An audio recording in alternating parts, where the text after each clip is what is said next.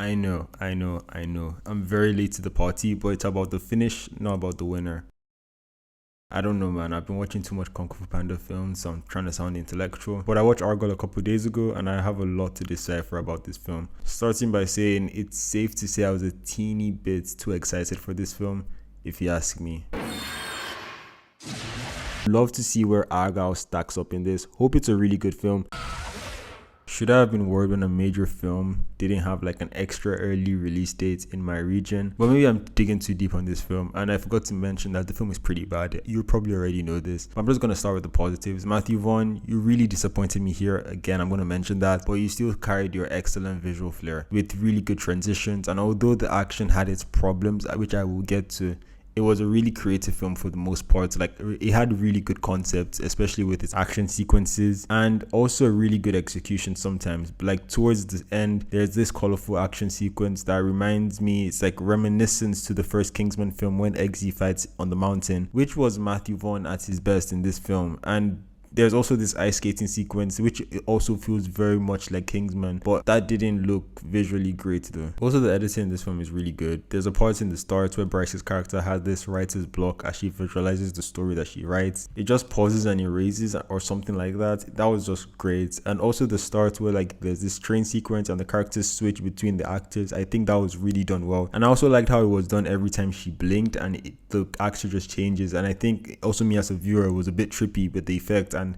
every time I blinked too, it changed to the other actor. And yeah, Matthew Vaughn film without cool transitions, I do not think that's possible, and he just delivers here. There's also this one scene that's like the Daniel Craig scene in Layer Cake, where this time with Bryce Dallas Howard, but Matthew Vaughn just went all out with transitions in this film. But yeah, it's a bit disappointing that that's just about it with the positives. I do not really want to hate too much on this video, and also my personal bias will not just allow me to do this to Matthew Vaughn, but I'm just going to brush over the stuff that I did not like, and there will most likely be spoilers at this part of the video. So if you haven't watched the movie and you're interested to watch the movie spoiler free, you can just click off here. So I'm just going to start now. After the train sequence, I feel like this film just gets progressively worse, and where I think it just tanks from being outright awful was at the point where we see Samuel L. Jackson's character, who in my opinion, what did bro add to this film? Just sitting on the chair and yelling yeah. But I'm not gonna talk too much about that, so just going on to move to the characters here. And did this film do anything for me to care about these characters? Absolutely fucking not.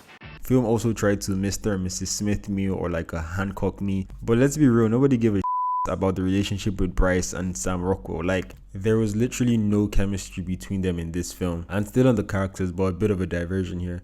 If you watch my Matthew Vaughn video, I talked about how Layer Cake shot itself on the foot with too many twists. I mean, the problem there happened right at the end, but this film happened just straight in the middle, and it just did it every time. Like, I put on my letterbox, plug for my letterbox, you guys should go follow me there. I dropped the best reviews. But yeah, Sam Rockwell's character said something, and the entire theater, I mean just 5 of us, because I watched this movie like on a Monday, just gave this sigh of approval of what he said, because everything that happened towards the end of this film was just so dumb. Just a couple of the major twists in the film, like Bryce Dallas's character's name being argylle and Branston Carrickson being her dad. Oh wait, it actually isn't her dad. Like, what? Also, the characters in general just felt unnatural. Like, they were using AI to make these guys act. I'm sorry, I love you, Bryan Cranston, but you fell mostly into that criteria of just feeling so robotic with your acting. And finally, like, you would think Matthew Vaughn, this electric, fast-paced action movie guy, would just at least deliver on the action scenes.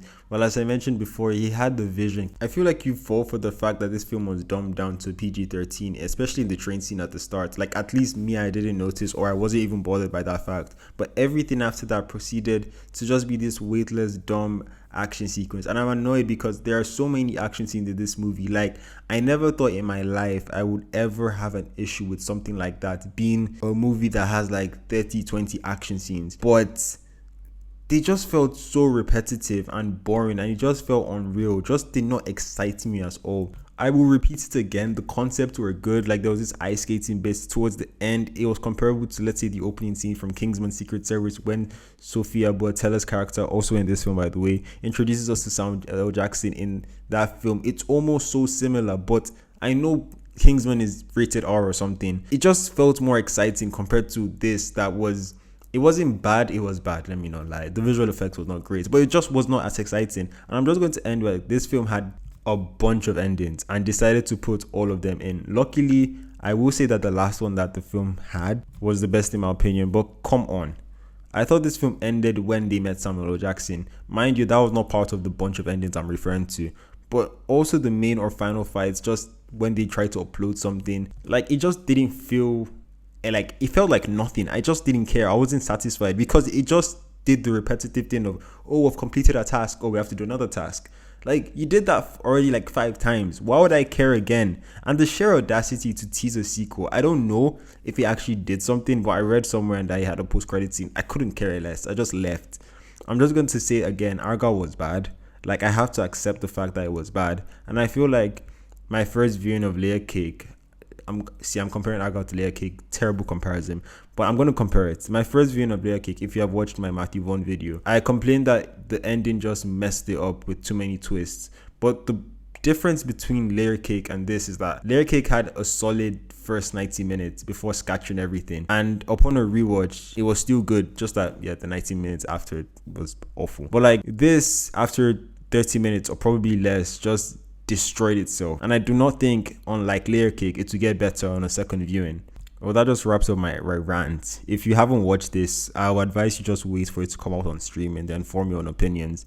But if you have watched this, I want to ask you, did you actually enjoy this? Thank you for watching this video. If you're new here, please subscribe. At least you enjoyed to watch something right now. I hope you enjoyed this. And if you did, you probably enjoyed my Matthew Vaughn ranked video. If you don't know who Matthew Vaughn is, he's the person that directed this, and I assure you he has done better movies, trust me. Thank you for watching this video again, and hopefully I see you again. Peace. Make it a party, we can just make it a party. Here's the thing about Argylle. Technically, he's an idealized version of a spy, which means that he's not completely real. What the hell are you talking about?